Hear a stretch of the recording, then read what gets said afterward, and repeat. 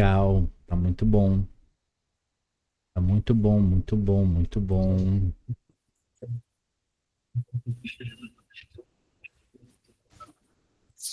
Oficialmente, boa noite. Boa noite. Já tá tudo funcionando aqui legal, tá? Tá A ótimo. gravação tá excelente. Então vamos lá. Olha só, Thaísa. A, a princípio, né? Originalmente, tu ias ganhar, né, uma mentoria comigo sobre ventilação mecânica, Isso. tá bom? E eu optei em estender essa tua mentoria para um programa completo, tá? Isso. Dos 3 módulos que todo o programa possui, eu optei em te ofertar o módulo mais completo que tem, que é o módulo completo de ventilação mecânica, tá? Que é o módulo azul, o módulo 1, que assim, não tem um módulo que é básico, intermediário e avançado, tá? Tu vai notar que todos os assuntos sobre a ventilação mecânica, eles são muito importantes. E fazer o básico já é difícil, não é fácil, tá? Então, o módulo 1, ele é o módulo mais completo que tem e eu resolvi te ofertar ele completo, tá?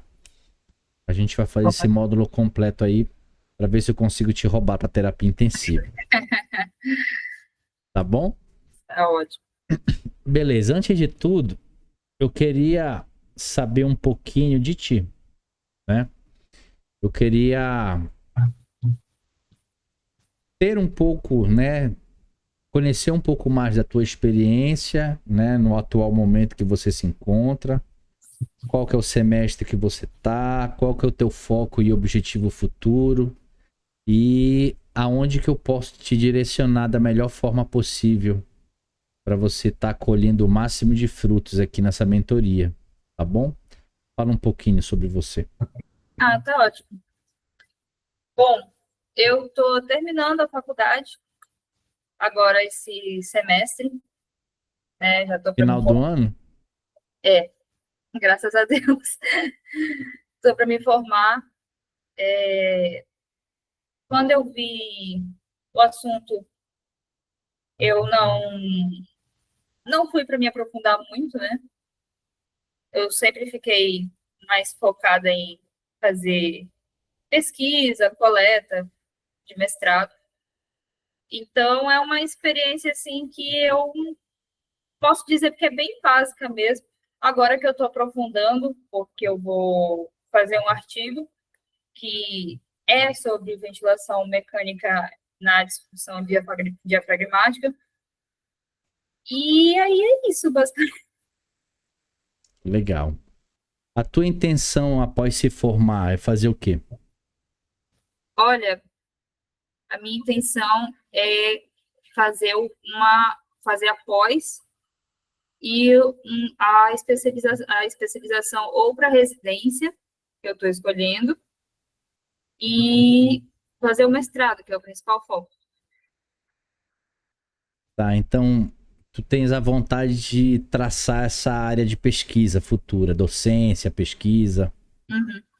Legal, legal. Pensa na assistência?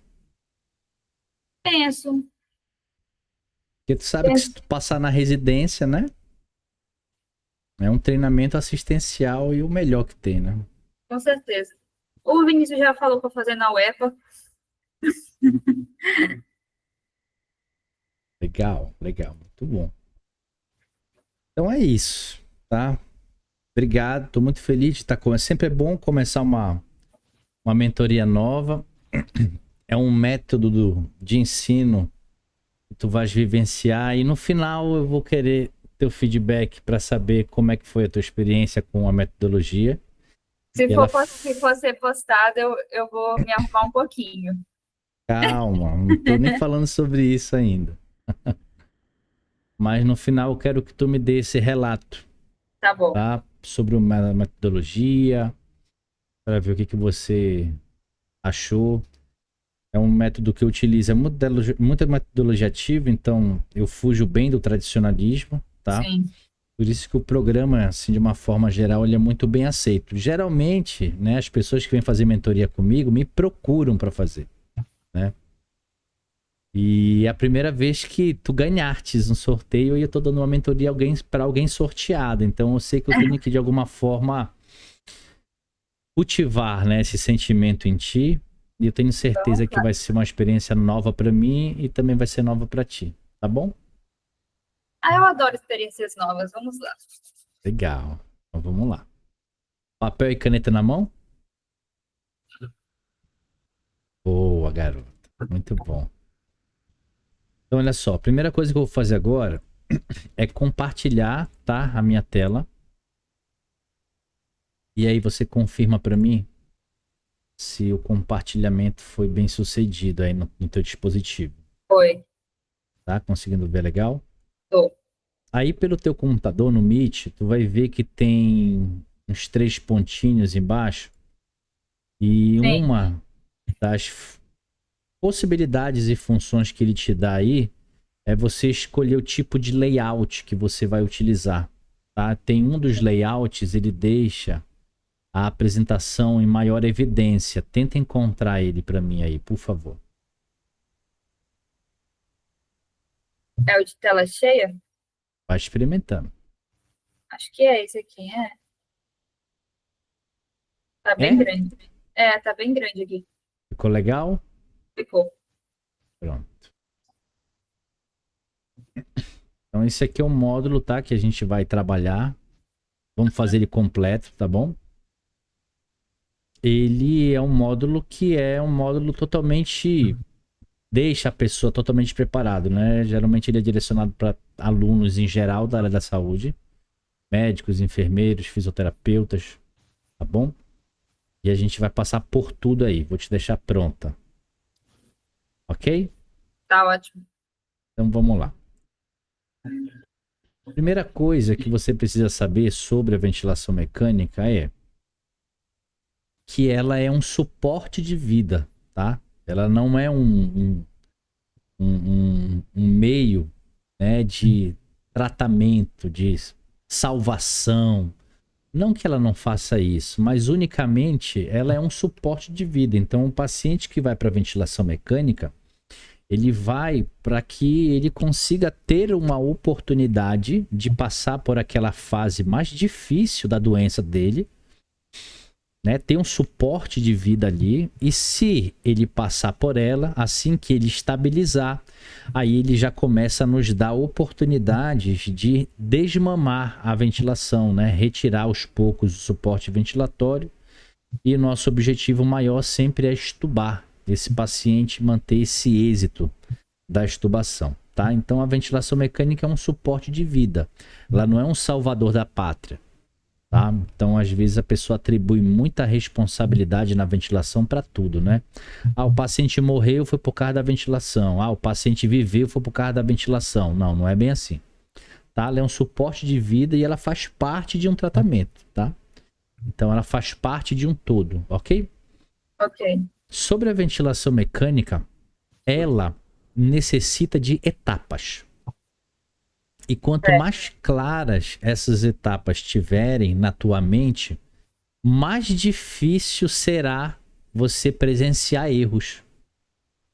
Se você não tem bem clara essas etapas da ventilação mecânica, aí muito provavelmente você vai ter intercorrências ou vai ter desfechos que você não vai conseguir explicar e não vai saber por que aconteceu aquilo. Então eu vou te preparar para que você conheça essas etapas da ventilação, tá bom? Quais são elas? São 5, tá? A primeira etapa, nós iremos trabalhar algumas coletas de informação no recebimento do caso clínico, tá bom? Nós vamos começar por elas. O que eu preciso filtrar no momento que eu estou recebendo o caso clínico? 4 coisas. Primeiro, você vai ter que pegar o sexo e a altura do paciente. Ok? Ok. O sexo e a altura, eles vão te ajudar a definir o volume corrente desse paciente, que é a quantidade de ar que vai ser ajustada, né, para sair da máquina para o paciente. Então, sexo e altura vão te ajudar a definir o volume corrente. Outro filtro que eu tenho que tentar descobrir: como está o quadro pulmonar desse paciente. Aí eu posso ter duas situações. Ou eu vou ter um quadro pulmonar comprometido,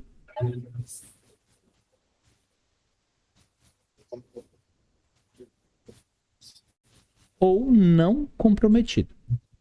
Tá? Então, nem todo paciente que vai para ventilação mecânica é porque o pulmão está ruim.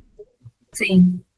Tá? Então, tem outras situações clínicas que levam o paciente aí para ventilação, mas não necessariamente porque o pulmão está ruim. Tá? Perdão. Ok? Ok. E essa informação, ela vai me ajudar a definir quem? A nossa PIP. E o que é a PIP? A PIP, ela, de forma natural, né, de forma anatômica, fisiológica, ela não existe. Então eu, você, por exemplo, não temos PIP aqui dentro, agora, por exemplo. Porque nós estamos respirando de forma espontânea, natural, fisiológica. Então o termo PIP fisiológica não existe. Tá? Isso é um mito.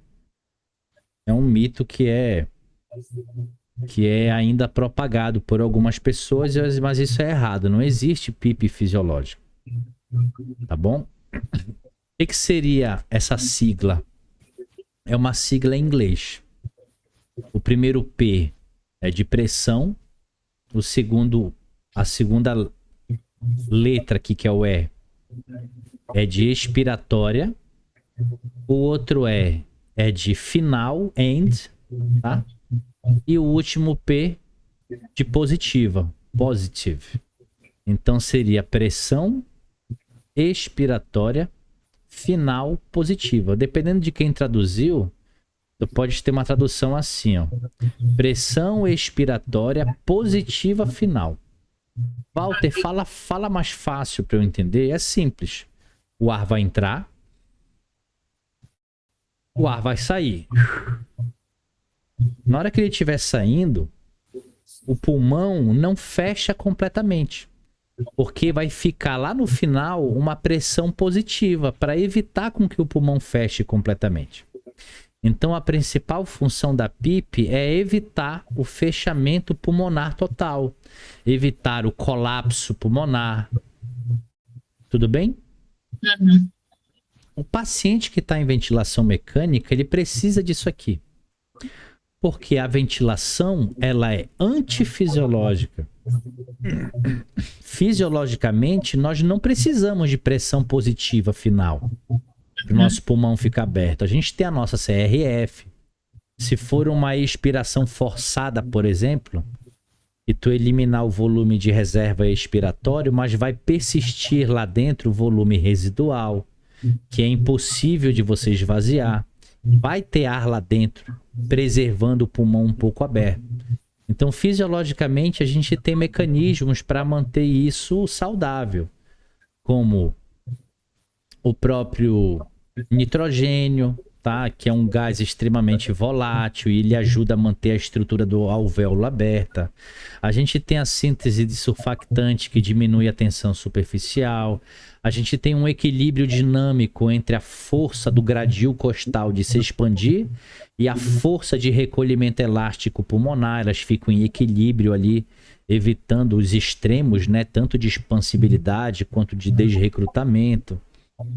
Enfim, nós temos vários mecanismos que ajudam com que isso não ocorra, com que o esvaziamento total do pulmão não ocorra. Só que quando tu coloca um paciente na ventilação mecânica, a coisa muda. Nós respiramos, eu e você, por diferença de pressão negativa. E a Sim. ventilação é pressão positiva, é como se tu tivesse de cabeça para baixo. Por isso que a gente fala que a ventilação mecânica é antifisiológica, tá? Então, dentro de um cenário antifisiológico, nós termos um pouco de PIP ajuda a manter esse pulmão aí aberto, ok? Ok. Legal. Então, tudo isso aqui, ó, o pulmão, né? A gente vai ter que buscar aqui nas informações do caso clínico como que ele tá. Ah, Walter, mas eu vou ter que fazer uma avaliação, posso ver por raio-x, pode ver uma tomografia, posso ver com ultrassom? Pode. É qualquer método que tem evidência de avaliação que você possa aí ter. Só perguntar uma coisa, tem alguma TV ligada perto de ti? Não, Tem algum som, algum barulho próximo de ti? Não sei. tem. É o ventilador. Tá, mas Melhorou? não fica no calor não, tá? Tu desligou ele? Não, não. Tá, mas melhorou muito. Tava um ruidão agora. Agora ficou ótimo. Tá? Mas se ficar muito calor, coloca pra ti, pelo Não. amor de Deus. Beleza sobre a PIP? Beleza. Curiosidade, quem é do adulto, né, da terapia intensiva adulta, chama isso aqui de PIP. Quem é da NeoIPED chama isso aqui de PEP. Tá? Então, essa é uma brincadeirazinha, uma curiosidade sobre a PIP que tem. Então, filtro do pulmão, ok. Próximo filtro que eu tenho que avaliar é como está a condição do drive ventilatório do paciente. O que eu preciso definir, né? Como está a condição do drive do paciente? Esse drive ventilatório, na hora que eu começo ali a ventilação mecânica, é um drive ventilatório presente ou ausente? Primeiro, o que é o drive ventilatório? É o comando neural da respiração. Eu e você, por exemplo, temos um drive totalmente eficiente. Mas alguns pacientes, na hora que você conecta na ventilação, esse drive ventilatório pode estar ausente. Por que isso é importante nós sabermos? Porque a característica de ter o drive presente ou não vai te ajudar a definir o modo ventilatório convencional que nós vamos trabalhar. Tá? Então, essa avaliação do drive, ela vai te dar esse direcionamento para o modo ventilatório que você vai colocar. Ó, bem? Tudo bem? Ok. E por último, você vai fazer aqui algumas anotações de observações. Isso aqui é muito subjetivo a todo profissional. Muito subjetivo. Aqui eu posso divulgar para ti o que eu levo em consideração. Tá? Para botar, por exemplo, a hipótese diagnóstica do paciente, acho importante colocar aqui. Tá? Para a gente entender o que levou o paciente a chegar ali na UTI, o que levou o paciente a ser entubado. Tá? Logo em sequência, outra coisa que eu acho muito importante é você colocar o dia de início da ventilação mecânica. Isso é um marcador muito importante para a gente saber quantos dias de ventilação o paciente tem. Tá? Muitas condutas, por exemplo, são direcionadas baseadas nos dias que o paciente passa ali de ventilação. Tá bom? Ok. Depois disso, eu coloco o dispositivo que o médico utilizou, né? Pode ser tubo ou às vezes até mesmo, logo em sequência, depois de um certo prazo de dias, ele colocar uma traqueostomia no paciente, tá? Mas normalmente a intubação é o tubo e eu coloco também o número do tubo desse paciente. Ah, foi um tubo 7,5, 8, 8,5, 9. Geralmente adulto fica ali entre 7, 7,5 até 8, 8,5, 9, tá? Depende muito do tamanho da via aérea. Quem define isso é o médico na hora. Ok? Ok. Isso é uma informação importante que só o especialista da ventilação vai ter, tá bom? Outra coisa que eu coloco como que acho muito importante. teve alguma intercorrência no plantão com esse paciente? Isso é uma coisa muito importante de relatar. Ó, esse paciente aqui, Thaís, ele parou hoje. Ó, aquele paciente ali foi tentado fazer um teste para estubar, ele falhou no teste. Ó, aquele paciente ali teve uma piora clínica, aí veio com uma acidose respiratória e uma acidemia lascada. São coisas que podem levar a intercorrências e você precisa relatar. Ó, fui mobilizar aquele paciente aí, na hora que eu sentei, ele teve uma hipotensão postural e desmaiou. Uma intercorrência. Tá bom? Então, são coisas importantes. E o mais importante de tudo, pensando no bem do paciente, na continuidade da conduta, você tem que relatar se teve alguma pendência com aquele paciente. O que é uma pendência? É alguma meta que você tinha no dia e por alguma eventualidade você não conseguiu cumprir. Tá? Se você não relata, não repassa pendências na hora de trocar o plantão, tu vai fazer com que o teu colega que vai te assumir, que vai te render, perca muitas horas até ele descobrir o que não foi feito com o paciente. Isso se ele descobrir, entendeu? Então é muito importante você também saber passar as pendências. Então, geralmente, isso aqui é o que eu anoto, o que eu repasso, tá? De forma mais objetiva e discuto sobre os pacientes ali durante round, na passagem de plantão. Tudo bem até aqui? Tudo bem. Foi difícil entender isso aqui? Não. Beleza. O que a gente vai fazer agora? A gente vai fazer uma pequena atividade de fixação disso aqui. Tá? Alguma vez na tua vida tu já trabalhaste com o chat GPT? Já, mas é mais pra, tipo, correção ortográfica. Então tu sabes que ele tem muitas coisas interessantes, né? Sabendo trabalhar com ele, ó. Então vamos lá. O que eu tô te passando agora? Eu tô passando para você um prompt de comando. Vai perceber que eu vou te passar vários materiais curtos e objetivos para facilitar o teu estudo, tá? O que é um prompt de comando? É uma ordem, né? São regras, são algumas normas que você vai dar para o chat GPT na hora de passar esse comando para ele, tá? Então eu vou fazer aqui, ó, um Ctrl C. Vou abrir o chat GPT. Dá um Ctrl V lá dentro e dá um Enter.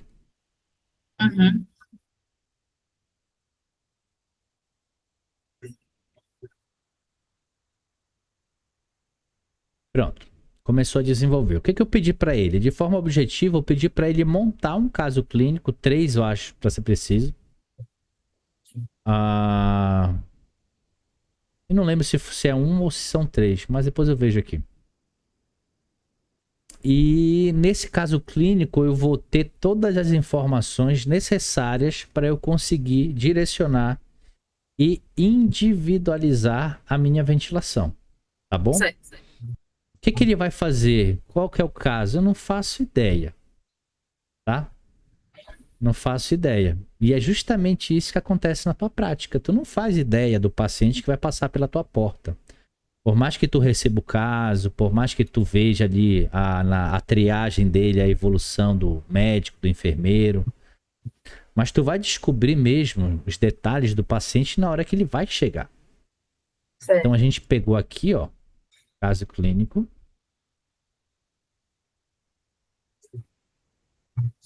Eu vou aproveitar essa mesma página aqui de Word para colar para cá, ó. Pronto. Para a gente visualizar melhor. Sim. Tá bom? Então tá aqui o caso clínico. E a nossa ideia é pegar esses filtros aqui que eu preciso ter e aplicar no caso clínico. Tá bom? Certo. Então vamos lá por parte. Paciente JMS, 64 anos, sexo masculino. Opa, isso aqui é importante.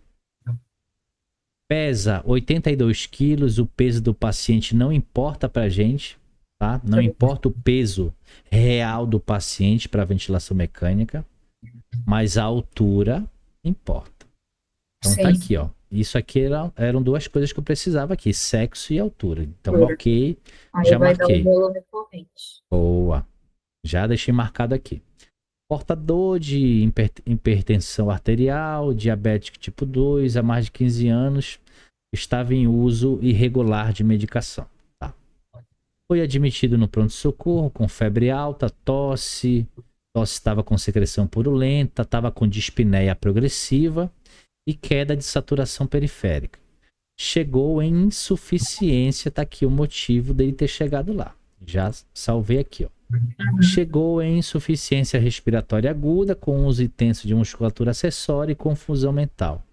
Já sei até o que vai acontecer com ele. Falou em confusão mental, muito provavelmente uma hora ou outra esse paciente vai rebaixar e vai ser entubado. Quer ver? Vamos lá.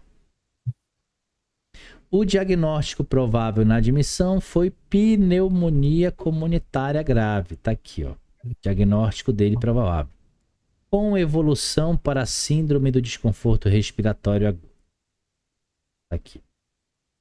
A tomografia de tórax. Opa, eu não preciso descobrir como é que tá o pulmão dele? Sim. Então tá aqui, ó. A tomografia de tórax evidenciou consolidações difusas em campos pulmonares bilaterais associadas a áreas de vidro fosco e broncograma aéreo, configurando um quadro pulmonar comprometido. Não era essa a resposta que a gente precisava aqui? Uhum. Vamos continuar. A gasometria arterial mostrou uma PaO2-FO2 de 110. Já ouviu falar alguma vez na tua vida sobre essa avaliação da PaO2-FO2? Muito por cima. Não? Então vamos lá. Deixa eu te passar ela, que ela é muito importante. Tá? O que é, para os íntimos, né? A famosa PF? Ou simplesmente a relação. Quanto é que está a relação do seu fulano? Estão te perguntando sobre isso aqui. O primeiro P é de PaO2. E esse valor vai estar lá na gasometria arterial. PaO2 tanto. Então vamos aqui criar um exemplo rápido. Vamos dizer que tu tem um paciente com uma PaO2 de 88. 88 de PaO2. E a concentração parcial de oxigênio. Bom? 88, tá bom ou tá ruim? Tá normal. Geralmente as referências são de 80 a 100, 80 a 120. Então pela PaO2 tá normal. Tudo bem. Então o primeiro P é da PaO2. E esse F aqui? O F é de FiO2, que é uma variável que vai estar lá no teu ventilador mecânico. Aí vamos dizer que a FiO2 que o paciente está lá é de 90% que tu botaste no ventilador. Então, 90% é a FiO2. E aí você vai fazer uma pequena continha.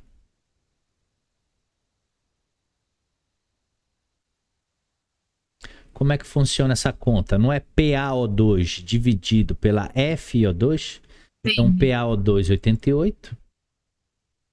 FiO2 dividido por 90%, que é a mesma coisa que 0,9. 90%. Isso aqui vai dar igual a quanto? 97,7, arredondando 98. Então, a relação PF desse caso clínico que a gente montou é igual a 98. A partir desse resultado, eu vou ter algumas classificações da relação PaO2-FO2. Então, uma PF de 201 a 300 é considerada uma lesão pulmonar aguda leve. Uma PF de 101.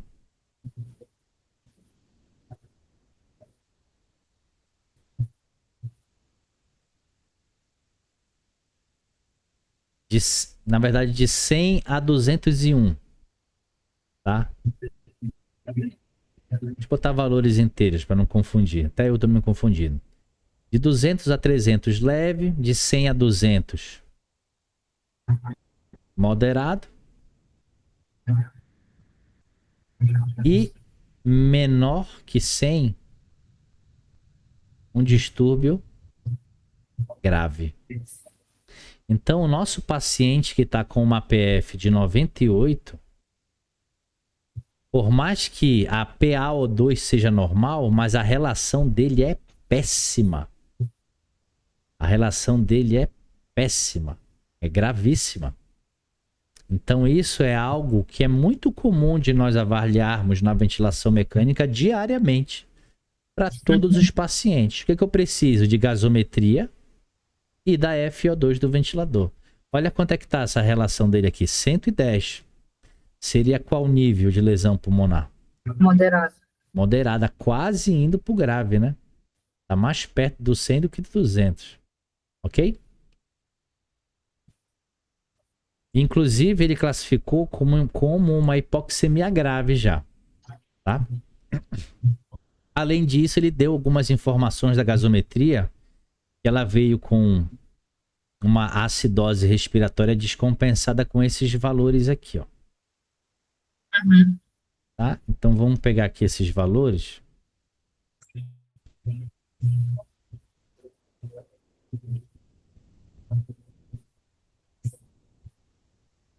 pH.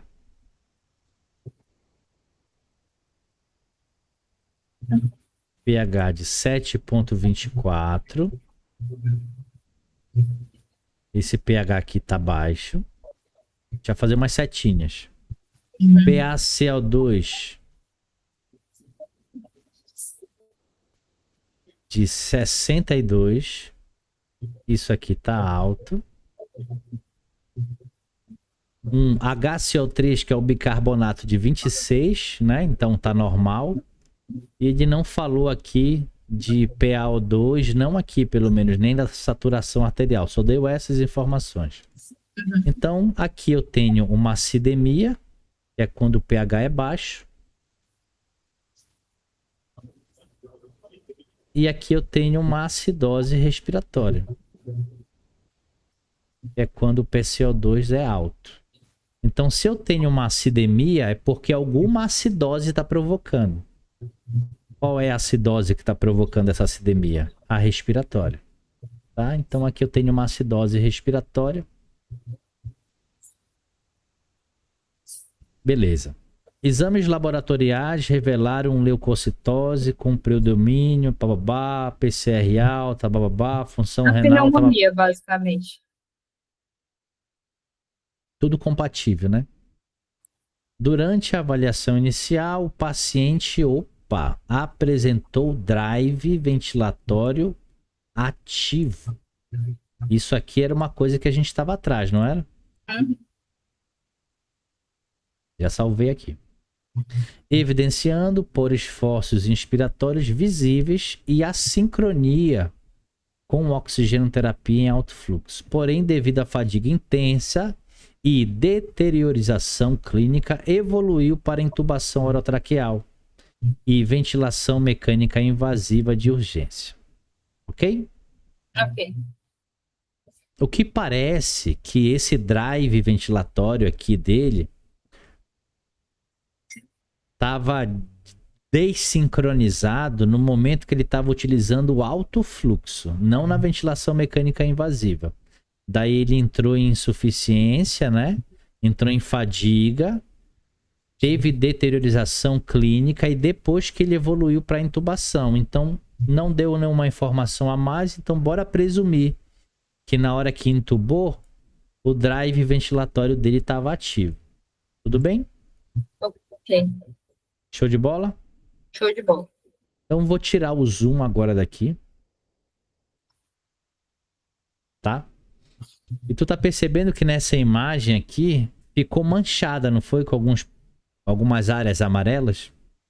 Sim. Se você fosse dar uma porcentagem aí, quantos porcentos você acha que nós marcamos?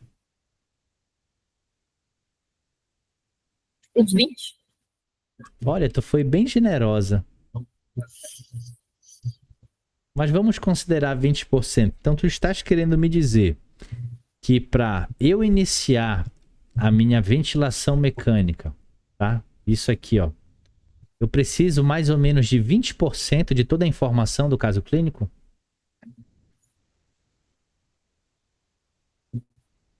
Olha, É isso. É isso. A visão do especialista é ter filtros. Na hora que você vai receber um caso, lateral técnico, lateral enfermeiro, lateral médico, lateral fisioterapeuta. Cada um tem uma visão, né, específica do que retirar de informação ali.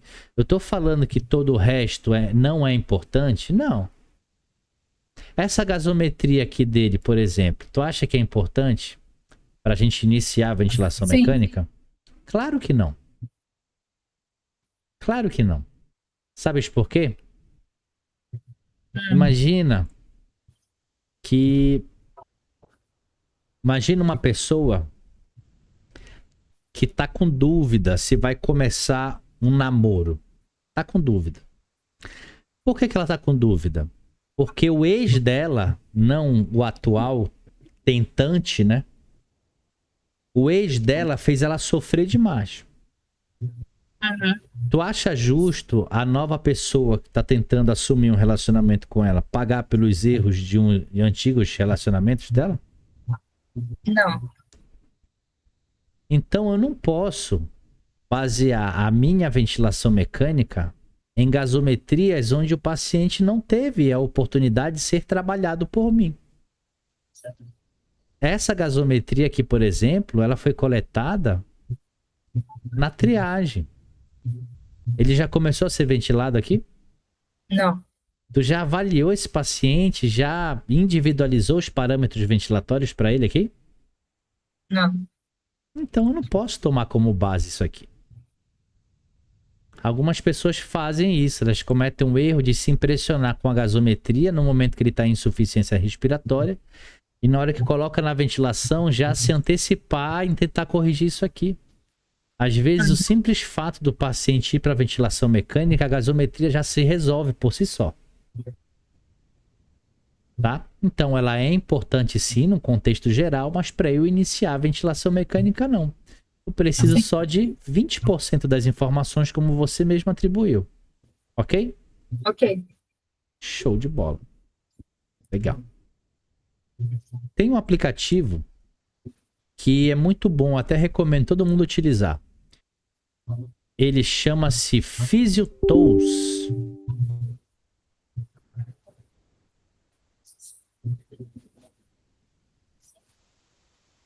Vou abrir aqui ele para você.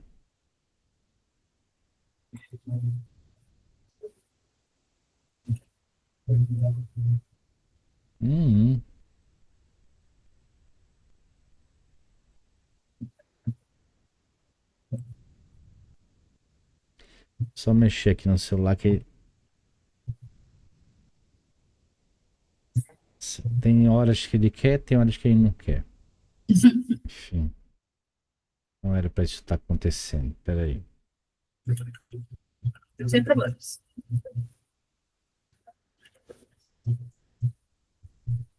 Égua.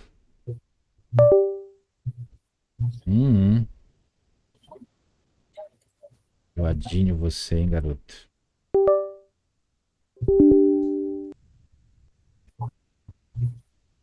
Pronto. Tá? Então o aplicativo é esse aqui, ó. Sugiro até você baixá-lo. Seu celular tá perto de ti? Tá. Beleza, tá? Então depois tu vem e salva ele, já baixa ele na tua Play Store. Então olha só, esse aplicativo ele tem várias calculadoras que facilitam muito o nosso dia a dia Tá à beira do leito para algumas tomadas de decisão rápida. Uma das calculadoras dele é essa bem aqui, ó. Peso predito e volume, tá vendo? Então vou clicar aqui no peso predito e volume e ele vai fazer algumas perguntas para mim. Olha quais são as perguntas: sexo e altura. Então bora formar aqui um caso clínico rápido. Escolhe um sexo aí. Feminino. Sexo feminino. Escolhe uma altura. 1,65. Tu vais botar 1,60 e quanto? Sim. 1,65. Vai botar 100 ponto e 100 vírgula, tá? Ok. Ventilar com. Tu vai começar com 6 ml por quilo e aperta em calcular. E ele vai te dar aqui um peso, que é o peso predito. Olha aqui em cima, o peso predito, tá? E ele vai te dar uma sugestão de volume corrente. Os ventiladores mecânicos, eles só são múltiplos de 10. Então, bora arredondar aqui, ó. 341,8 está mais perto de 340 do que de 350, né? Sim. Então, a gente vem aqui, ó. Então, volume corrente a 6 foi 340. Tá bom? Tá bom. Além disso, nós também vamos calcular o volume a 8 ml por quilo. Então, vou lá dar um reset. Sexo feminino, 1,65, né? Isso. Ventilar a 8 ml por quilo. Calcular. 455,7 está mais perto de 460, né? Então, 460. E o peso predito desse paciente foi 56,97, arredondando 57 quilos, tá? E então vem aqui, ó, peso predito é 57 quilos. Já anotei essas informações. E aqui o filtro número 1 já está respondido. Inclusive, essas informações que a gente acabou de coletar aqui, em alguns hospitais, eles pedem para o pessoal colar essas informações nos ventiladores mecânicos. Ok? Show de bola. Então, primeiro filtro concluído. Segundo filtro é: esse pulmão desse paciente é comprometido ou não? A gente já tem essa informação, né? E aí? É comprometido ou não? É. É comprometido, tá? Então, o valor de PIP recomendado é de 5 a 8 para nós iniciarmos a ventilação mecânica. Para quem eu vou utilizar PIP de 5 para começar? Para aqueles pacientes que estão com um pulmão ok. Não estou nem falando normal, estou dizendo ok. Mas eu tenho pulmões que são comprometidos, como é nesse caso. Que daí, em vez de 5, você vai começar com um valor um pouquinho mais alto, com 8. Poxa, Walter, se eu tiver dúvida, não tenho certeza se é comprometido ou não meu pulmão. Na dúvida, comece com 5. Tá bom? Tá bom? Tá bom. Show de bola. Então a PIP a gente já sabe que vai ser de 8. Tá? Ok. O drive ventilatório, nós vamos considerar que esse drive está ativo, né? Então existem 3 modos ventilatórios convencionais. Um modo que regula e fixa o volume. E eu tenho outros 2 modos que regulam a pressão, que é o modo pressão controlada e o modo pressão de suporte. Tá bom? Ok. O modo volume controlado, ele não vai combinar muito com pacientes ativos. Porque o volume é controlado. Se o paciente quiser mais, não vai ter. Se quiser menos, também não vai ter. Ele vai ter que aguentar aquilo lá.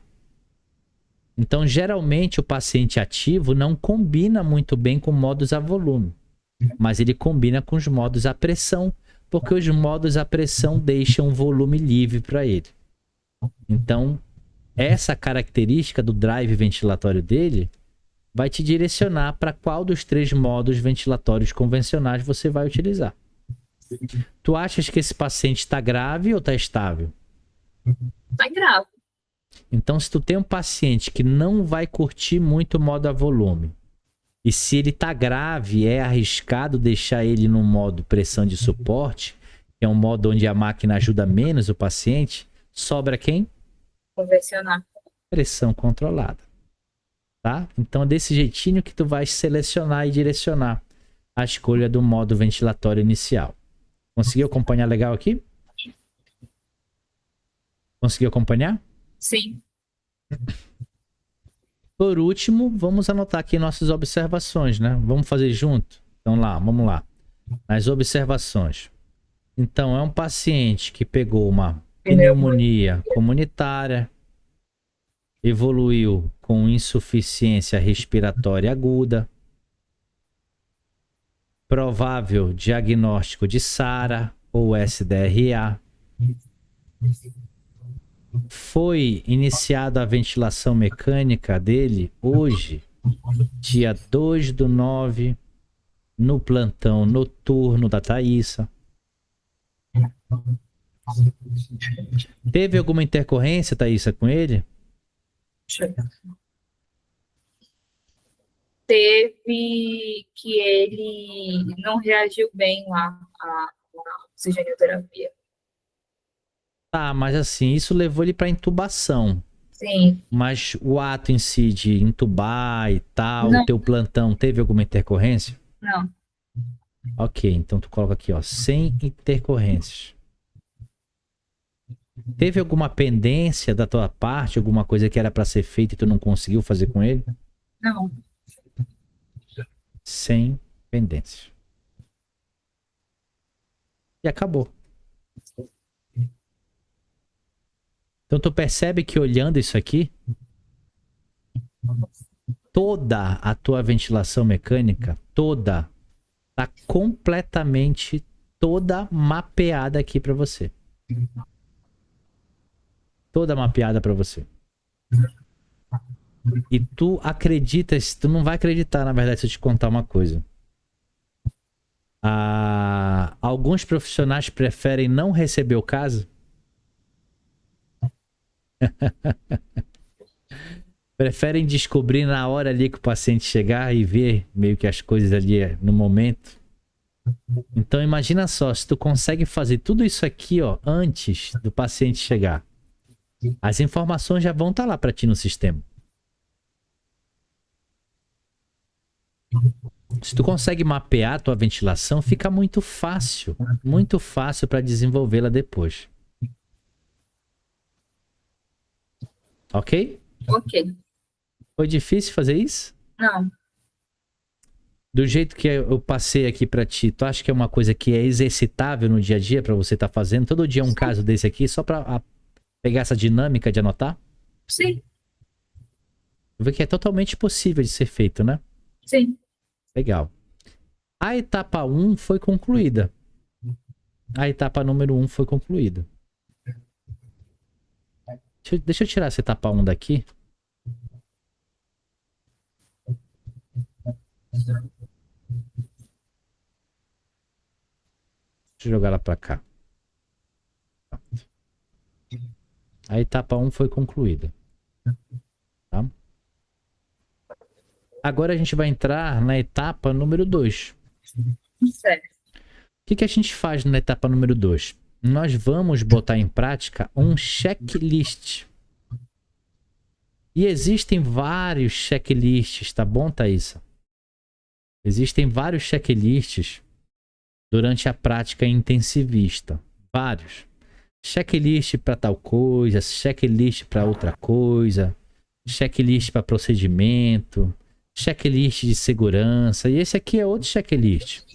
Mas é para uma admissão segura na ventilação mecânica. Então você vai passar alguns passos a passos aí, tá? Fazer um passo a passo para garantir que o paciente vai correr o mínimo de risco possível para você admitir ele na ventilação mecânica, tá? Então aqui nós temos o checklist, ó. Antes de tudo, né, tá vendo o paciente? Antes de tudo, receba o caso. Por que é importante? Porque ele vai mapear logo toda a tua ventilação mecânica, tá? Então, antes de tudo, receba o caso. Recebeu o caso, sim. Trabalhou os filtros, sim. Ok. Vamos para o checklist. Qual que é o primeiro passo do checklist? É verificar se no teu leito tem disponível paciente AMBU e todos os acessórios de oxigenoterapia que vão ficar acoplados no AMBU. Esse brinquedinho aqui te salva de muitas situações ali no dia a dia, tá? Várias situações. E a gente precisa checar antes de tudo se tem AMBU disponível para o paciente e se os acessórios de oxigenoterapia vão estar prontos também no leito para o paciente, ok? Ok. Na etapa número 2, é o momento que você vai verificar a régua do leito do setor. A régua do leito da sua UTI. Tá? O que constitui uma régua? Primeiro, várias saídas, tá? Ou, dependendo da forma de ver, várias entradas de gases, tá bom? E uma coisa, ela facilita. As cores são universais. Tudo que é verde é oxigênio. Tudo que é cinza é vácuo. Tudo que é amarelo é ar comprimido. E de vez em quando tu podes eventualmente pegar um azul, tá? Que é o N2O. Não é o NO2. Esse aqui é o óxido nitroso. O famoso gás do riso. É um gás que tem um poder de sedação, tá? Um sedanalgésico aí potente. Então não é tão comum, mas tu podes aí ser surpreendida com essa saída azul. E essas cores são iguais em todo lugar do mundo? Sim, são iguais. Tá? Então é uma coisa que ajuda bastante.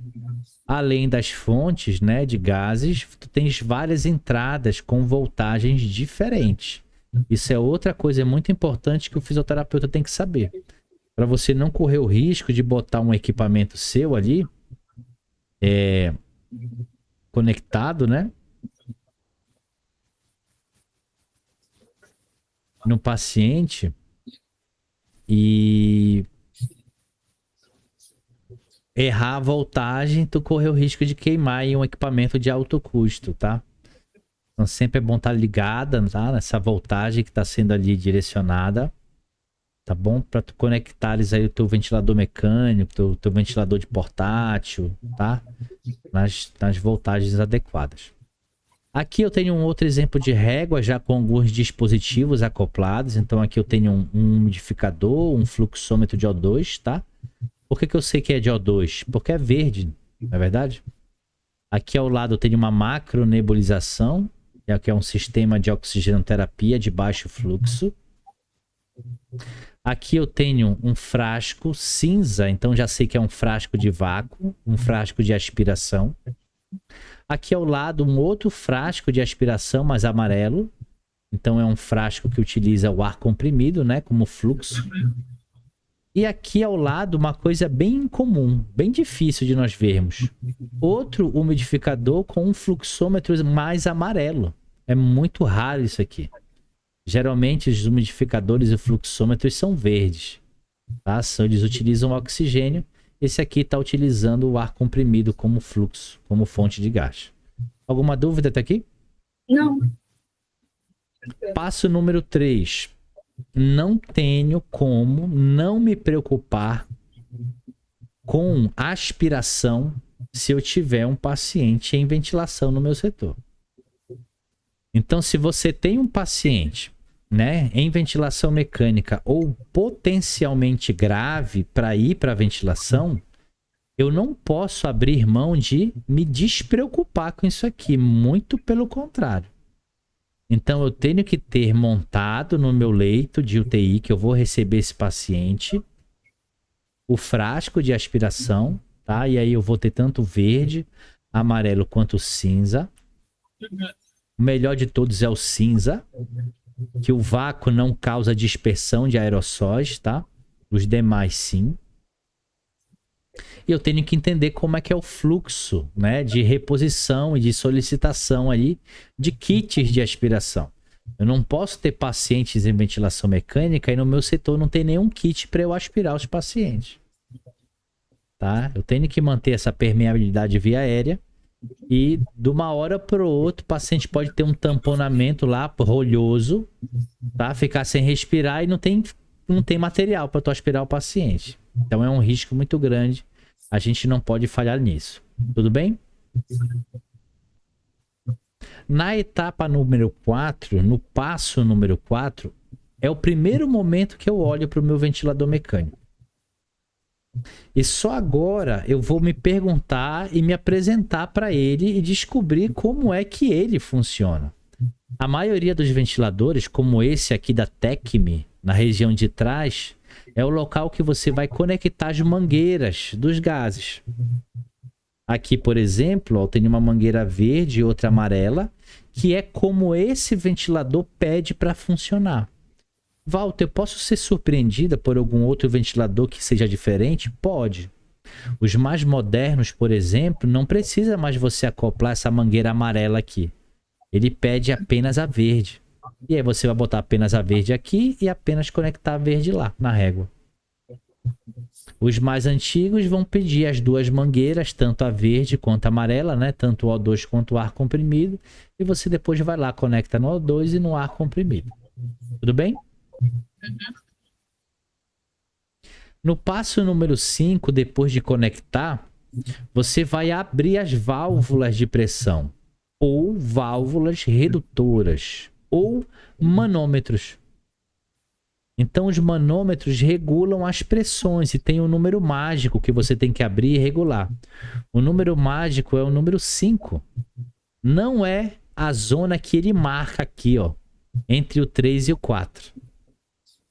Então, o macete, a dica, tá você deixar no 5. Mas, Walter, por que desse macete? É simples. Na hora que você... E vai chegar a fase, eu vou te mostrar. Na hora que você for calibrar o ventilador e liga os testes de calibração, se você botar o seu cursor de pressão muito aqui embaixo, ele tende a cair um pouco. E aí ocasionar algum tipo de desequilíbrio entre os gases. Então, o mais importante aqui é esse sinal, ó, equilíbrio. Se tu coloca 5 de um lado, tem que ser 5 no outro. Se tu coloca 8 de um lado, tem que ser 8 no outro. Se tu colocar 10 de um lado, tem que ser 10 no outro. Nunca coloque menos que 5. Ok? Ok. Alguma dúvida? Nenhum. Moça inteligente, assim que é bom. No passo número 6 é o momento que você vai ligar o ventilador. E essa etapa pode ser muito desafiadora para muitos profissionais. Mas, Walter, isso é um absurdo. Não é. Os botões de ligar e desligar dos ventiladores, eles não foram feitos para serem encontrados fácil. Justamente para evitar desligamentos ali acidentais. Então, às vezes, eles vão ter uma capa de proteção. Na maioria das vezes, eles são na região de trás do ventilador. Tem alguns ventiladores, modelos e marcas que esse botão de liga e desliga fica embutido nele. Daí tu tem que puxar uma portinha, ele sai, entendeu? Sim. E tem uns que são até bem facilitados, estão lá na frente. Mas para tu desligar ali, para você confirmar um desligamento, ele pede duplas e triplas confirmações. Por exemplo, tu aperta no botão de desligar. Aí tu aperta no botão, aí em sequência ele fala, agora aperte em tal lugar da tela. Aí tu vai lá e aperta, agora confirme. Aí tu vai lá e confirma. Então isso é uma coisa que não vai ser feita sem querer. É por alguém que realmente quer fazer aquilo. Então esses botões, eles são de acesso difíceis para que dificulte algum desligamento acidental. Alguém esbarre sem querer. Sim. Entendeu? E aí ele tem toda essa proteção. Além disso, depois de ligar e conferir se está ligado, carregar exatamente, né, na tomada, energizar o ventilador e checar se realmente aquilo está acontecendo. Tá? Se está sendo realmente carregando na tomada, se aquela tomada que você botou está funcionando. Tudo isso é importante a gente checar. Ok? Ok. No passo 7, Thaísa, é o momento que você vai ir atrás dos acessórios do teu ventilador. E cada modelo e marca vai ter um tipo de acessório diferente. Cada um vai ter o seu perfume diferente. Todos eles são ventiladores, mas cada um quer se destacar da sua forma. Esse modelo aqui, ó, de ventilador é o Inter 5 Plus. Muito utilizado em serviços de urgência e emergência, principalmente em setores públicos, tá? Em hospitais públicos aí. Esse ventilador, por exemplo, tem um circuito dele, tá? Que tem um Y. Esse Y vai se dividir em ramo inspiratório e ramo expiratório. Esses ramos serão divididos ali por copos condensadores que vão acumular aqui, né? Vão acumular aqui excesso de líquido, que é acumular aqui dentro do circuito. E além disso, só esse ventilador tem, por exemplo, esse sensor de pressão aqui, ó. Que você vai encaixar do Y bem aqui nesse ventilador, e isso é um detalhe só dele. Essa válvula expiratória, nesse modelo aqui, só ele tem. Esse sensor de fluxo aqui, só ele tem. Então tu percebe que eu não posso chegar aqui para você, ó, Thaís, aqui no passo 7, a gente vai montar o circuito do ventilador, tem um ramo INS e um ex, tem um Y e tal. Aí quando tu vai lá pro teu estágio ou vai lá pra tua prática já, né, fazer uma prova prática, de repente, processo seletivo, tu chega, olha pro ventilador e não é exatamente daquilo que tu aprendeu comigo. Então eu não posso chegar aqui e dizer para ti que sempre vai ser dessa forma. Muito pelo contrário. Cada ventilador tem o seu jeitinho. Cada ventilador tem suas peças específicas. Cada modelo e marca de ventilador tem o seu próprio modelo de circuito também. E isso é uma coisa que você tem que dominar com o tempo. Além disso, sempre pedir filtros, sempre pedir também ali verificar onde é que está o seu cufômetro para estar checando a pressão do cuff desse paciente, tá? Então, geralmente aqui esses são os acessórios que a gente monta e disponibiliza ali para o início da ventilação mecânica, ok? Ok.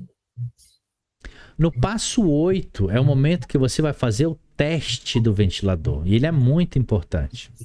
Por quê? Ele vai verificar sensores e válvulas, ele vai ver se tem algum tipo de vazamento. Ele vai fazer uma calibração específica lá na válvula da PIP, que a gente sabe o quanto que ela é importante já. Ele vai calibrar outros dispositivos e acessórios que ele tem, vai calibrar sensor de O2, ele vai conseguir calcular a conformidade do circuito. Como assim? Ele consegue calcular o volume de ar que fica preso no circuito que não chega no paciente. Então, quando ele faz esse teste de calibração, ele consegue compensar esse volume que fica preso lá. Não é legal isso? Agora, imagina se você não fizer esses testes aqui. Você vai abrir mão de muita coisa boa que o ventilador vai te ofertar. E a maioria dos testes, eles são intuitivos, são autoexplicativos. Esse teste aqui, por exemplo, é da Tecmi. A primeira tela dele, ó, do circuito, ele mostra aqui, né, os ramos INS e ramos expiratórios do ventilador, e ele pede para você plugar a extremidade aqui do Y. Você vai lá e pluga. Você oclui. Em sequência, você confirma o início do teste. E em sequência, ele começa a fazer uma barra de progressão aqui, fazendo o teste sozinho. E a maioria dos ventiladores é assim. Olha o quanto que não é difícil fazer isso. E olha o quanto de vantagem que você vai ter fazendo isso aqui.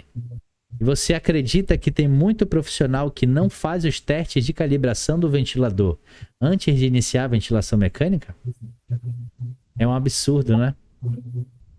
É um absurdo, tá? Então sempre faça sempre que possível, tá bom? Aqui não precisa tu sofrer por antecipação, porque a gente vai comer isso aqui com farinha, tá? Mas eu tô logo te antecipando que no passo 9 do checklist, você já vai fazer algumas pré-configurações no ventilador, antes mesmo de começar a ventilação do teu paciente. Legal, né? Então, esses testes, não, desculpa, essas pré-configurações serão de sensibilidade, que você vai descobrir ainda comigo o que significa isso, e dos alarmes, né, para o paciente ter mais segurança ali durante a ventilação mecânica. Então, são duas variáveis que são ajustadas logo na pré-configuração, antes mesmo de você começar a ventilação mecânica, ok? Ok. E no passo 10, talvez seja o slide mais importante do nosso dia, tá? Porque ele não só trata de um assunto muito polêmico, mas ele trata-se também de você quebrar correntes, né? Destruirmos aqui, afundarmos alguns mitos da ventilação mecânica. Por isso que toda vez que nós formos falar de assuntos polêmicos, a gente vai dar uma rebobinada na fita, tá? A gente vai fazer uma pequena pausa, um primeiro intervalo, e eu faço vários pequenos intervalos durante a mentoria. Geralmente, quando vai chegando próximo ali a 50 minutos, 1 hora de mentoria, por incrível que pareça, nós já estamos há 1 hora aqui discutindo, tá? Rápido, né? E a cada 50 minutos, 1 hora, a gente faz 10, 15 minutinhos de pausa para você comer alguma coisa, quiser tomar um banho, quiser botar um cafezinho aí no lado, esticar um pouquinho a perna. Você fica à vontade e já já a gente volta, tá bom? Até agora, tem alguma dúvida? Ficou com alguma dificuldade de acompanhar algum passo? Tá tranquilo. Ótimo, muito bom, tá? Então já já a gente volta. Tá bom? Tá bom. Até já já.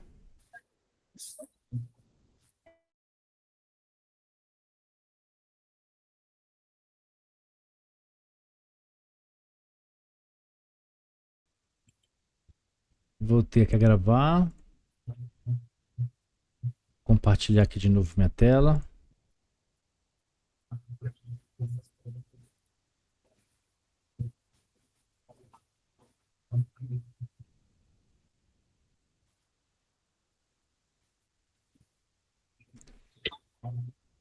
Legal. Vamos lá chegar no último passo, né? Do nosso checklist. Então vamos lá. No passo 10 é o momento que você vai direcionar, né, o seu modo ventilatório inicial ali de tratamento, tá bom? Então, para isso, eu separei aqui os principais modos ventilatórios e as principais características deles também, para que a gente entenda muito bem isso e saber quando for melhor utilizar um, quando for melhor utilizar o outro, ok? Primeiro eu vou começar falando sobre o modo VCV. VCV é uma sigla em inglês, tá? Que ela fala sobre ventilação ciclada a volume. Dependendo de quem traduziu aqui no Brasil, você pode encontrar uma ou outra referência falando assim, ventilação controlada a volume, tá? Então depende muito de quem traduziu, ok? E o modo VCV, como o próprio nome já diz, ele controla o volume, né? Isso aí tá claro. Então deixei aqui em azul as principais características, né, do modo, aquilo que dá a identidade dele. Então tu percebe que o modo VCV você consegue deixar fixos, né, tanto o volume quanto o fluxo. O que é o volume? O volume é a quantidade de ar que você vai programar para sair da máquina para o paciente. Ah, eu quero 300 ml. E assim será. Nem mais, nem menos. Tudo bem? Ok. E fluxo em ventilação mecânica é velocidade. Velocidade de quem? Do ar.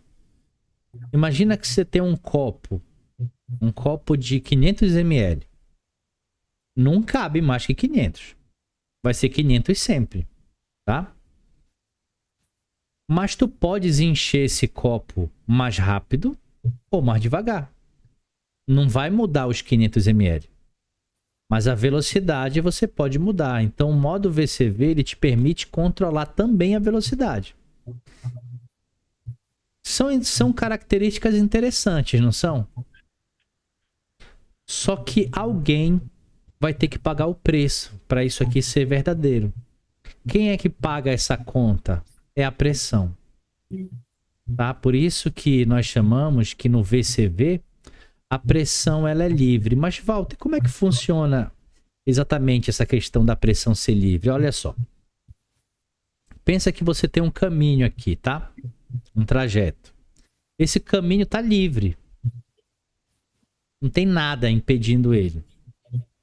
Então a máquina observa isso e ela vai colocar a quantidade de pressão necessária para que chegue aquele volume que você escolheu naquela velocidade que você escolheu.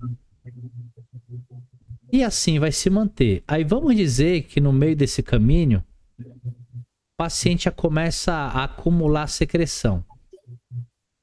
Acumula secreção, acumula secreção. Agora aquele ar que estava passando na mesma velocidade, ele vai ter alguns desafios. Ele vai ter alguns obstáculos. Só que tem um detalhe, o VCV não vai mudar o fluxo. Não vai mudar a quantidade. Então o que a pressão faz? Poxa, para eu conseguir garantir o que ela me pediu, eu vou ter que aumentar essa pressão aqui para poder alcançar o objetivo que está atribuído para chegar na mesma quantidade e velocidade do ar. E aí a máquina faz essa autocalibração. Ela sozinha aumenta a própria pressão para poder garantir a mesma velocidade e a mesma quantidade de ar. Tudo bem? Tudo bem. Aí você foi lá e atendeu o paciente. Aquelas obstruções que tinham,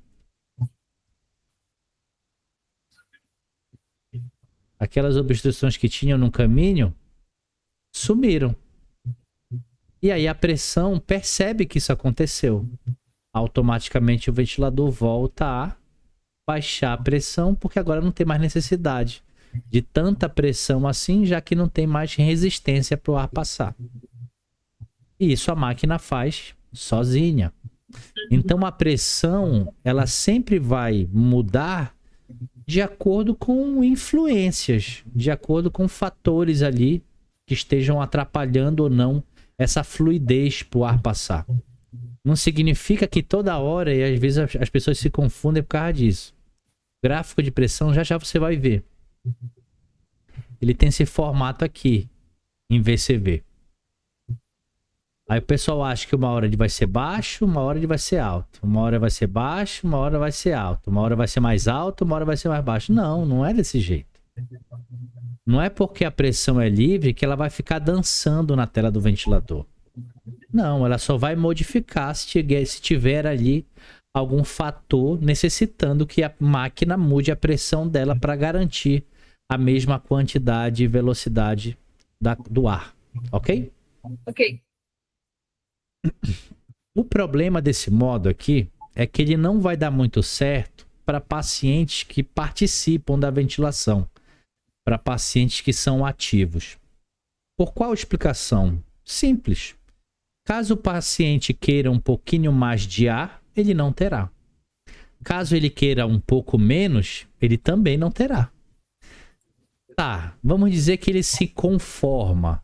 Ele está se conformando com a quantidade. Ele só quer respirar ou receber aquele ar mais rápido. Ele vai conseguir isso em VCV? Também não. E se ele quiser mais lento? Também não. É aquela velocidade que você determinou desde o início até o final e pronto. Uhum. Então, o paciente ativo, ele vai ter muitos desafios para ficar aqui a volume. Muitos desafios. Mas o paciente passivo não. O que é o passivo? O que não participa da ventilação. Por isso que eu deixei aqui para você como sugestão o modo VCV ser utilizado quando o paciente está passivo. No nosso paciente, lá no nosso caso clínico, ele está passivo ou está ativo? Ele está passivo. Tem certeza? É porque ele está com um quadro bem comprometido do pulmão dele. Tá aí o quadro. Pulmonar, não, ele está parcialmente ativo. Mas onde está escrito parcialmente? É, porque o drive ventilatório dele tá bom. Então não é parcialmente ativo, ele tá ativo, tá aqui, ó. Drive ativo, tá bem claro. Então no nosso paciente aqui em questão, o modo VCV vai encaixar legal para ele? Não, é o modo PSV. Pode ser o PSV. Mas o VCV vai ser bem desafiador para ele. Não digo que é impossível, tá? Mas vai ser bem desafiador, tá bom? Saindo do modo VCV, vou falar agora dos modos que controlam a pressão. São 2. Primeiro, o modo PCV, que inclusive é o modo mais utilizado aqui no Brasil, tá? O modo PCV, quando tu olha as características dele e compara com o anterior, tu observa que ele é completamente diferente do anterior. Um é da esquerda, o outro é da direita, né? Completamente diferente. Tudo que era fixo antes, a volume, agora em pressão é tudo livre. E a pressão que antes era livre, agora ela consegue ser fixada. Qual que é a vantagem disso aqui? Vamos lá. Se tu tens um modo ventilatório que permite que o volume seja livre, que a velocidade seja livre, é um modo ventilatório que leva em consideração a vontade do paciente, caso ele esteja participando. Então a pressão aqui ela é fixa, então a máquina vai determinar o que nós chamamos de P-vente, que é pressão do ventilador.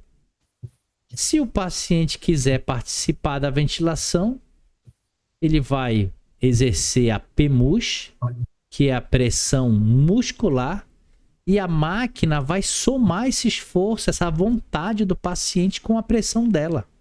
Então vai ter uma soma de forças ali, a P-vente mais a PMUS. Caso o paciente participe, se ele tiver performance para isso, ele vai ser levado em consideração. E o volume vai se adaptar de acordo com o que ele quer, na velocidade que ele quer. Não é bacana isso? Então, para um paciente que está pelo menos já tentando participar ali da ventilação, ou simplesmente aquele que você botou a volume e não ficou bem, não aceitou isso aqui, ele vai ser melhor contemplado nos modos de pressão. Porque os modos de pressão, eles possuem o fluxo livre. E o fluxo livre vai adaptar o volume também. Então, os modos a pressão, eles ouvem o paciente. Eles ouvem o paciente. Walter, e se o paciente do nada parar de participar da ventilação e isso aqui sumir? Ainda vai restar a P-vente para garantir a pressão do paciente, mesmo que ele pare de participar. Então, o modo PCV, por exemplo, ele vai servir tanto para o paciente que participa, mas também para o paciente que não participa. Percebeu? Só falei coisa positiva, não foi? Qual que é a coisa negativa? Quando eu falo de participação, eu estou falando de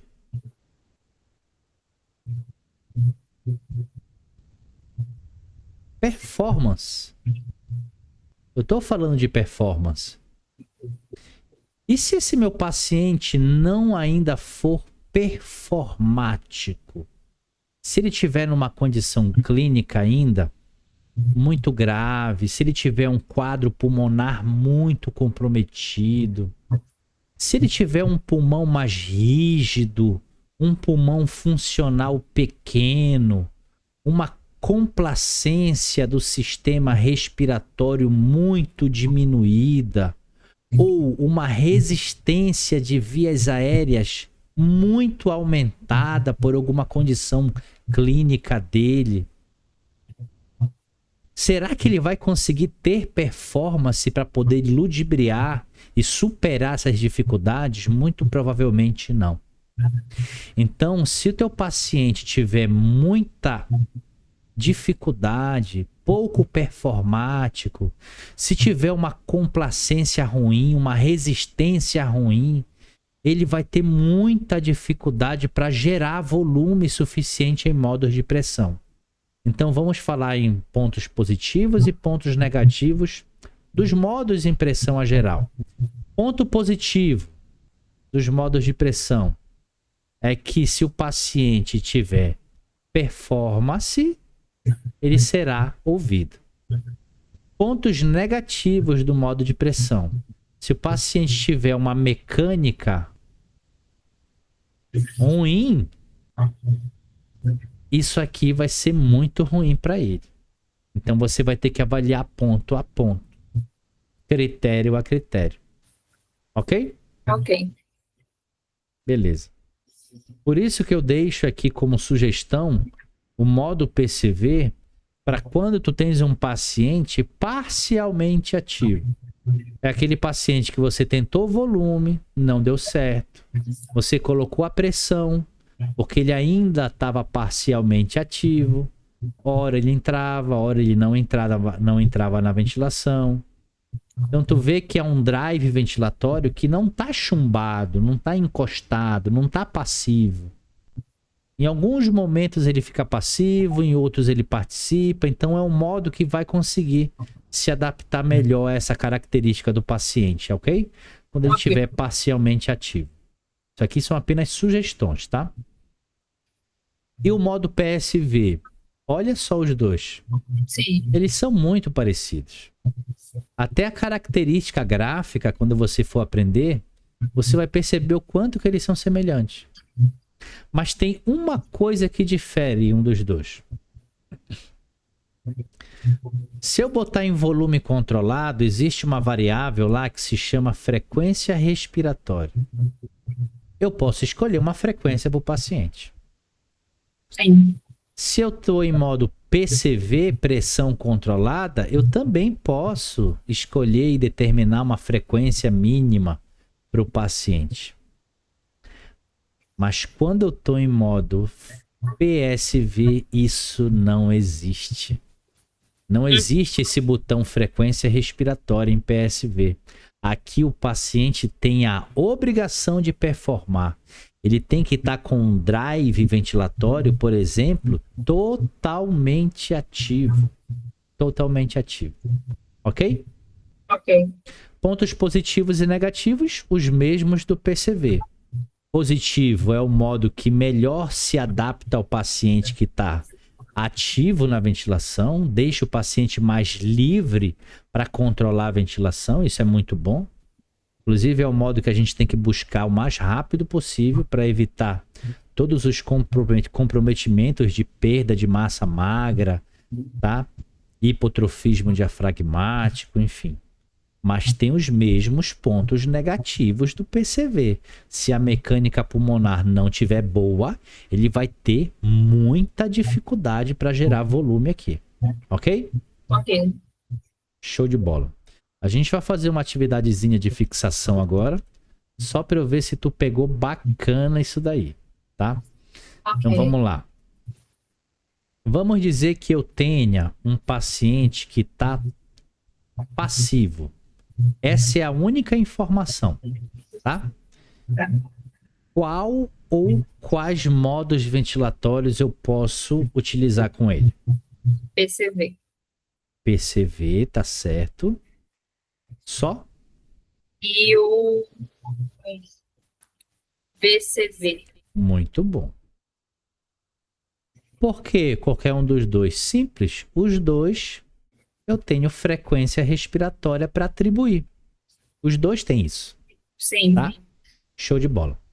Se eu tiver agora, vou começar a azedar esse mingau, tá? Se eu tiver agora um paciente que é passivo, mas ao mesmo tempo ele está muito grave.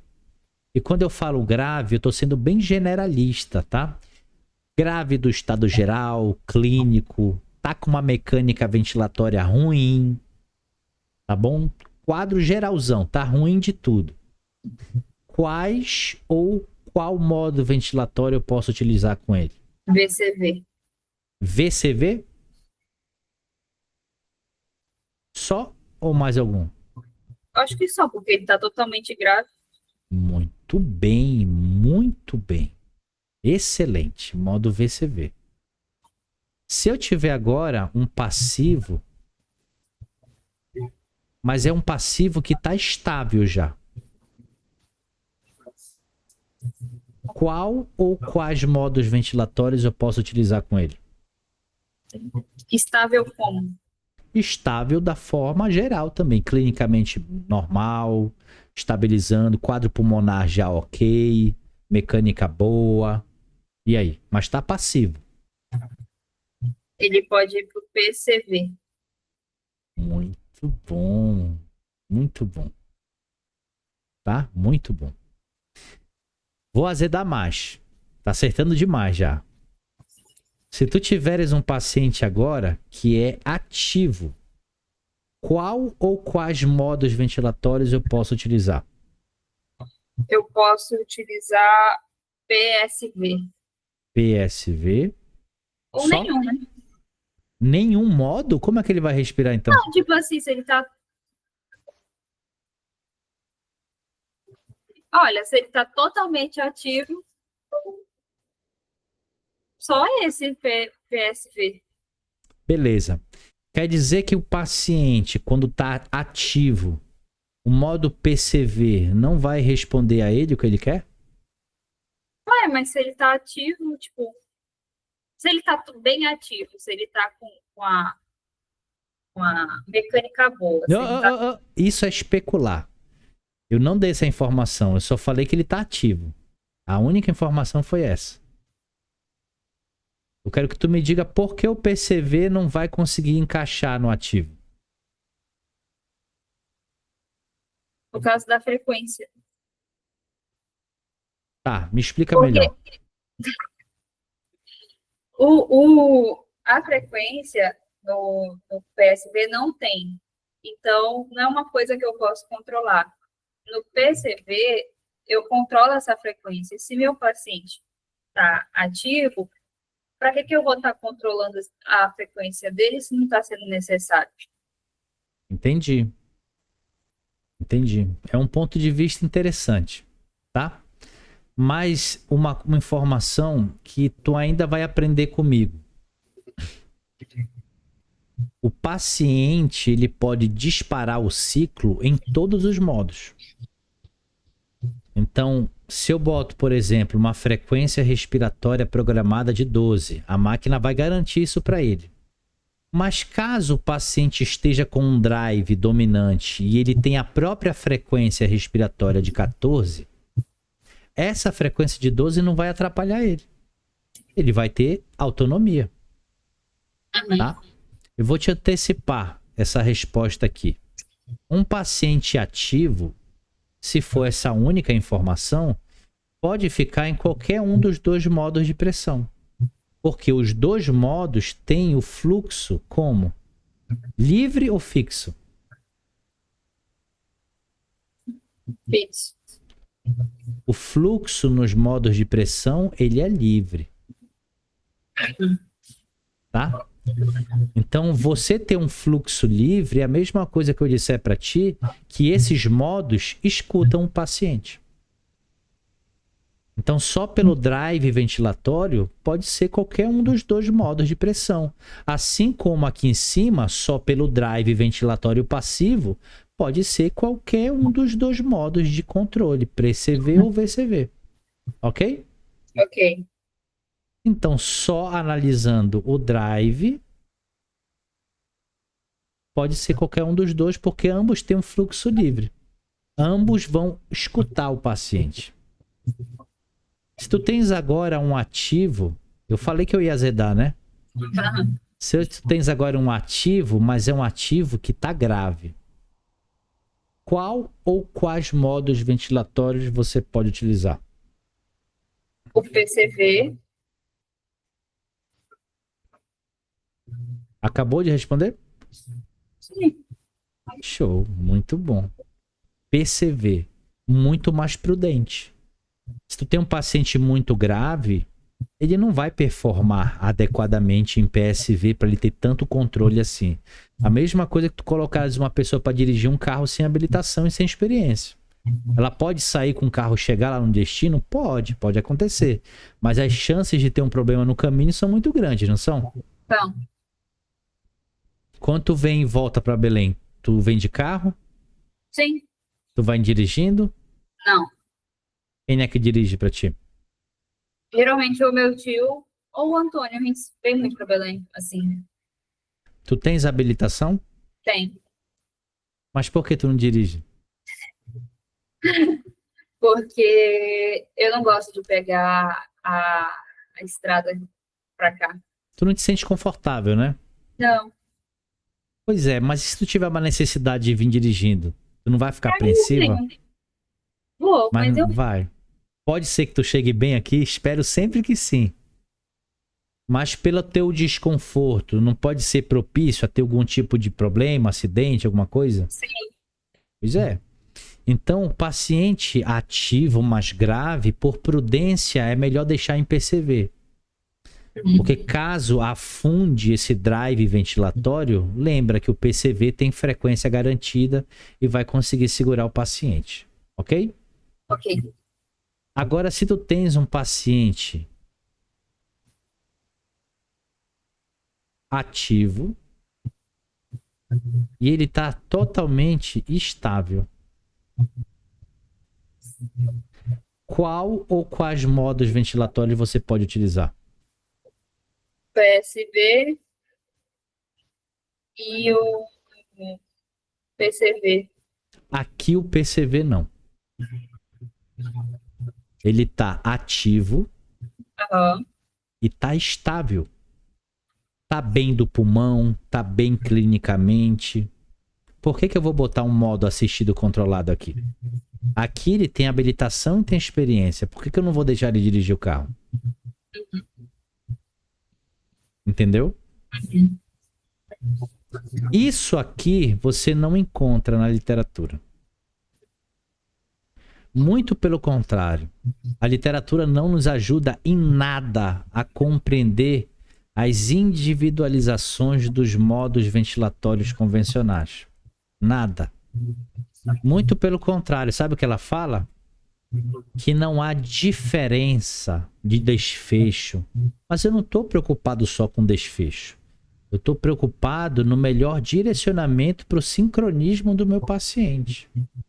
Um paciente bem ventilado a volume, o nome já diz, está bem ventilado a volume. Um paciente bem ventilado em pressão, o próprio nome já diz, está bem ventilado em pressão. Então, se o paciente está bem ventilado, ele vai ter um desmame positivo. Realmente não tem desfecho comparativo. Mas isso não significa que, pelas características desses modos, não exista uma situação clínica melhor para adequá-los para cada paciente. E esse é o detalhe do especialista. E qual que é um problema seríssimo disso aqui? Que ainda tem gente que se prende muito, muito atrás só do que está nas evidências e ensina isso aqui da seguinte forma: escolha o modo ventilatório de acordo com a sua expertise. Escolha o modo ventilatório de acordo com o domínio da sua equipe. Aí eu pergunto para ti: quem está entubado é tu ou é o paciente? Paciente? Então tu vai escolher o modo de acordo com o teu gosto? Ou é de acordo com a característica que ele está pedindo? Característica. Então nós temos a obrigação de dominar esses 3 modos ventilatórios aqui. Por quê? De 10 pacientes entubados em ventilação mecânica no mundo, 99,9% dos pacientes estarão em um dos 3. Ok? Ok. Ficou alguma dúvida em relação a isso aqui? Não. Não? Muito legal. Mandei para ti esse resumo, tá? Walter, gostei muito, quero me aprofundar. Você me recomenda alguma literatura agora? Nenhuma. Me recomenda algum artigo? Muito menos. O que tu recomenda então? Você vai rever a gravação da sua mentoria. De uma vez assim, direto? Claro que não.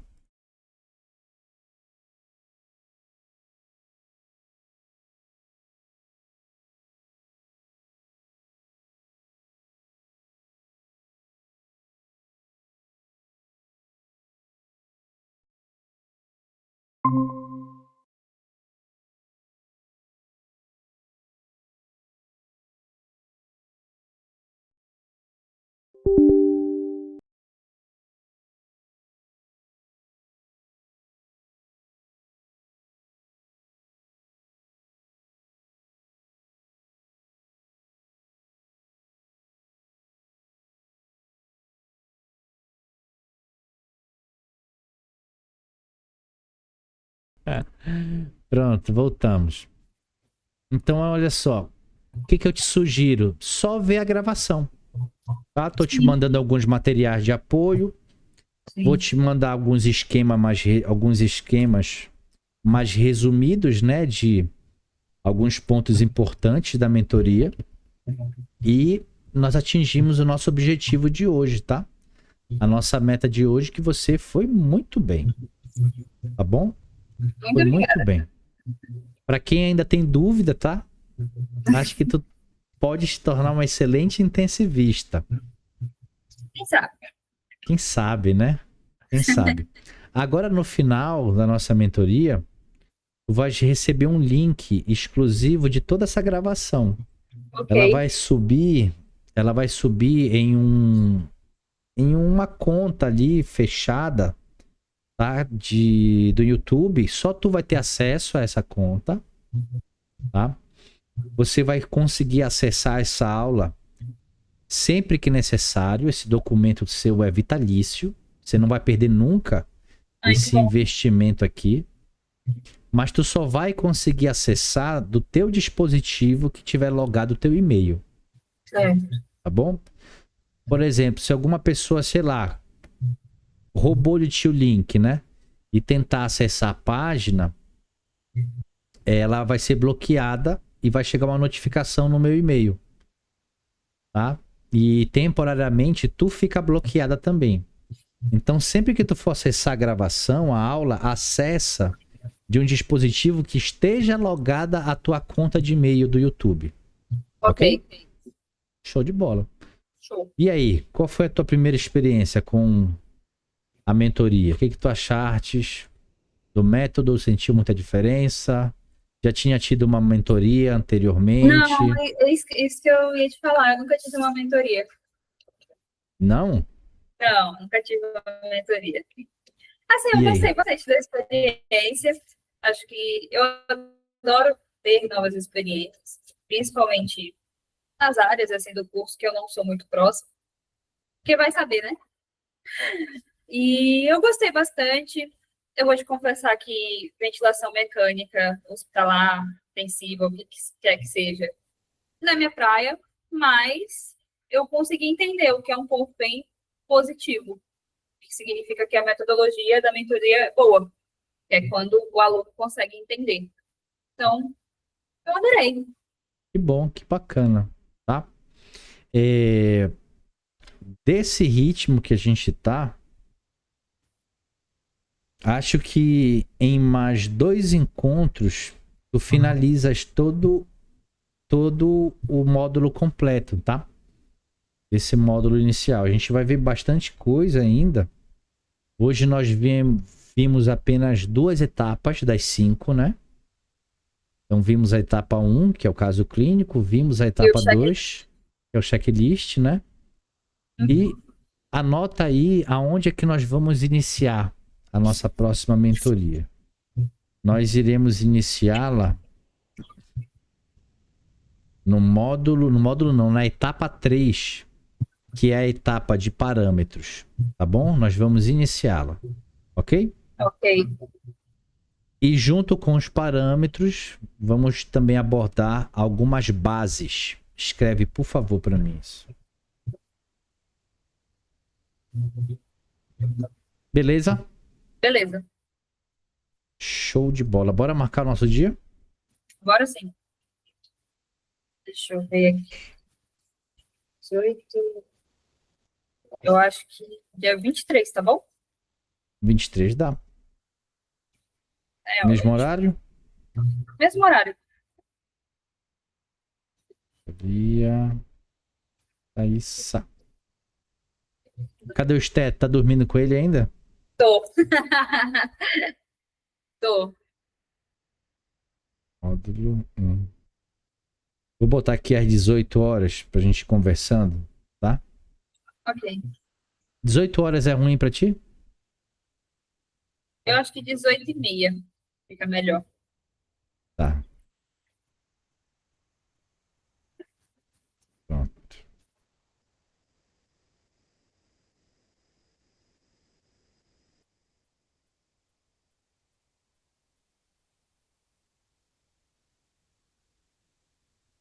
Pronto.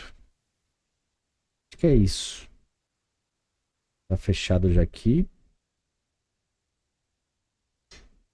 E eu vou